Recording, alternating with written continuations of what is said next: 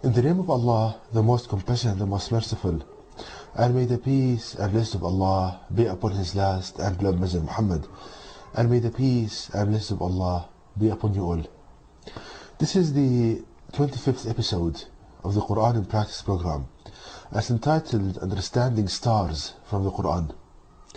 In this episode I will show, Allah God willing, how to understand the design and function of stars from the last revelation of Allah God to people, the Noble Qur'an. Such that this episode will show that the Noble Qur'an contains all personal knowledge, and it's a sign which testifies that the Qur'an is from the Creator, Allah God Almighty, because no human can gather all personal knowledge, no matter how intelligent he is. Now, how to know the design of the stars from the Noble Qur'an? Allah God Almighty states in the Qur'an in chapter 78 verse 13 the following: and has made a glowing wick. Now the Almighty in this Quranic verse, He describes the body of the star as a glowing wick. The wick is the strings, the weaved strings found in the oil lamp. So the Almighty teaches us that the body of the star is composed of these glowing wicks. Now how can I understand this? The body of the star is formed from nuclear fusion reactions, and the main product of this is heat. So Allah teaches us that the thermal energy field, the basic unit of that field is three strings weaved together. So the Almighty teaches us that the basic unit of a energy field, three strings weaved together, and that constitutes the body of the star. Now the Almighty also states that the glowing wick, meaning that these strings are vibrating, and when they vibrate they produce strings, which is the thermal energy field of the star. So this is further reinstated in the Noble Qur'an in chapter 51 verse 7, which states, and by the heaven containing weaved ropes. So the Almighty teaches us that the field produced from the star is composed of weaved ropes or weaved strings. And it's interesting to note why Allah God Almighty used the word strings or ropes, because the function of the rope is to produce a pulling action between two objects on its end, and thus the Almighty teaches us that the field produced from the star is a gravitational field which is composed of weaved strings. So any object in that field will experience a pulling action towards the sun. So here the Almighty teaches us that the gravitational field of the stars is composed of weaved strings, and that's something far superior to any known theory in physics today. So as you can see on the screen, this is the gravitational field of the star. It's a sphere containing weaved strings, and any object within that field would experience a pulling action towards the sun.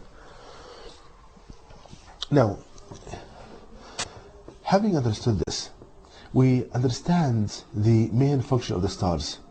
So the Almighty teaches us that the main function of the star is to maintain relative positions of objects in space. How we can understand this? Now the Almighty states in the Noble Qur'an in chapter 21 verse 33 the following: and He it is who has created the night and the day, and the sun and the moon, each in an orbit swimming. So the Almighty teaches us that objects in space, they are in orbits, floating around in orbits. So if we take for example the Earth and the Sun, since the Earth is rotating in an orbit, it generates a centrifugal force which tries to drive the Earth away from the Sun. Now this force is countered by the gravitational pull of the star, of the Sun. So Allah Almighty designed the strength of the star and the centrifugal force of the Earth such that they are equal but opposite direction. And thus the stars, the main function of the stars, is to maintain the relative positions of objects in space, in addition of course to providing heat, etc.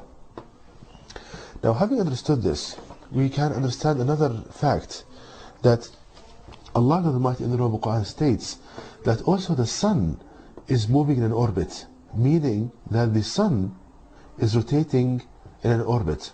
So having understood how the objects in the field of the star maintain the relative positions by the gravitational field of the star, this would necessitate that since the sun is moving in an orbit, there should be a larger sun at the center of this orbit, which maintains the relative position of the sun, the star.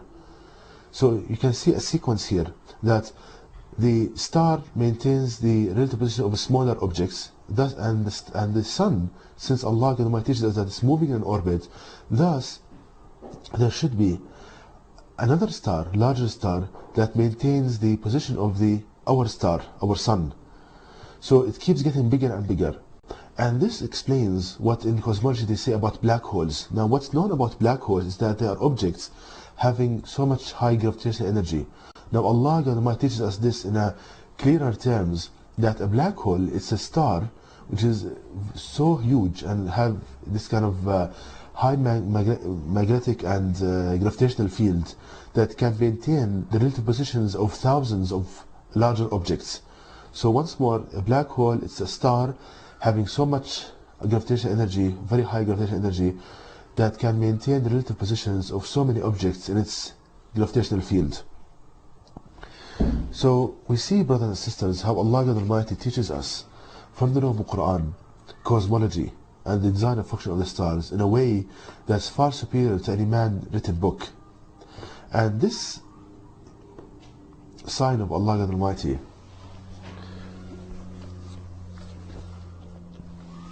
and the fact that the Noble Qur'an contains all the bars of knowledge testifies the following and provide the following. Firstly, that's a sign which testifies that the Noble Qur'an is from the Creator, Allah Almighty, because no human, regardless of how clever he is, can encompass all the bars of knowledge. But we see in the Noble Qur'an that's a book containing all the bars of knowledge. So the only source of the Noble Qur'an must be Allah, God Almighty, the Creator. Secondly, the Almighty teaches the believer from the Noble Qur'an such that he would be the teacher of others and not the one on the receiving end. Thirdly, the non-Muslims, they love knowledge, so when they see that the Noble Qur'an contains all these branches of knowledge, they will be attracted to the book, and that will be a mean for them to be guided to the path, a way for them to be guided to the path of Allah God Almighty. So Muslims should strive to make the word of Creator supreme by showing this miracle to people.